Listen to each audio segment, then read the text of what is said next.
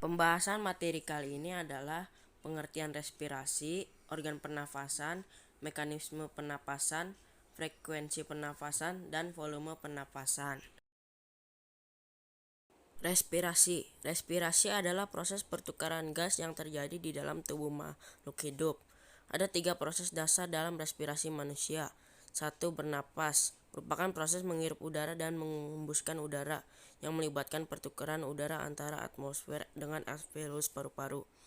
2. Respirasi eksternal merupakan pertukaran gas-gas antara alveolus paru-paru dengan darah di dalam pembuluh kapiler paru-paru. Pada proses tersebut, di dalam kapiler mengikat oksigen dari alveolus dan melepaskan karbon dioksida menuju alveolus. 3. Respirasi internal merupakan pertukaran gas-gas antara darah di dalam pembuluh kapiler jaringan tubuh dengan sel-sel atau jaringan tubuh. Pada proses tersebut, darah melepaskan oksigen dan mengikat karbon dioksida di dalam sel tubuh. Oksigen digunakan untuk reaksi metabolisme tubuh. Organ pernafasan manusia. Organ pernafasan manusia terdiri dari hidung, faring, laring, trakea, bronkus, bronkiolus, paru-paru, dan di dalam paru-paru terdapat alveolus. Mekanisme pernapasan manusia. Dada. Pernapasan dada terdiri dari tahapan inspirasi. Tahapan inspirasi, udara masuk, otot tulang rusuk kontraksi sehingga rongga dada dan paru-paru mengembang. Dan tahapan ekspirasi, udara keluar, otot tulang rusuk relaksasi sehingga rongga dada mengempis. Sedangkan penapasan perut, inspirasinya adalah diafragma berkontraksi, diafragma mendatar, rongga dada membesar, paru-paru mengembang, udara masuk. Ekspirasinya diafragma relaksasi, diafragma melengkung, rongga dada mengecil, paru-paru mengempis, udara keluar. Beberapa faktor yang memengaruhi frekuensi pernapasan. Yang pertama adalah umur. Pada umumnya semakin bertambah umur seseorang, maka semakin rendah frekuensi pernapasannya. Hal ini berhubungan erat dengan makin berkurangnya proporsi kebutuhan energinya. 2. Jenis kelamin. Pada umumnya laki-laki lebih banyak bergerak sehingga lebih banyak memerlukan energi. Kebutuhan oksigen dan produksi karbon dioksida pada laki-laki juga lebih tinggi. Hal ini menunjukkan bahwa proses metabolisme pada laki-laki jauh lebih tinggi daripada perempuan. Ketiga, suhu tubuh. Semakin tinggi suhu tubuh, maka semakin cepat frekuensi pernapasannya.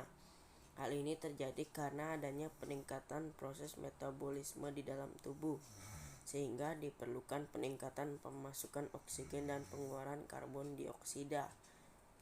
Yang keempat, posisi tubuh. Posisi tubuh sangat berpengaruh terhadap frekuensi pernapasan.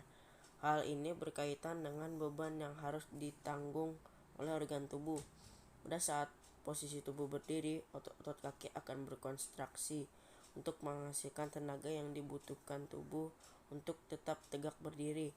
Sedangkan pada posisi duduk atau terbaring, beban berat tubuh disangga oleh sebagian besar tubuh, sehingga tubuh tidak membutuhkan banyak energi. Dengan demikian frekuensi pernapasannya rendah.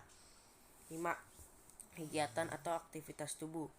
Orang yang melakukan aktivitas memerlukan lebih banyak energi dibandingkan dengan orang yang tidak melakukan aktivitas, seperti duduk santai atau tiduran. Ketika tubuh memerlukan energi lebih banyak, maka tubuh perlu lebih banyak oksigen sehingga frekuensi pernapasan meningkat. 6. Emosi, rasa sakit dan rasa takut menyebabkan terjadinya impuls yang merangsang pusat pernapasan sehingga penghirupan udara semakin kuat. Volume dan kapasitas paru-paru.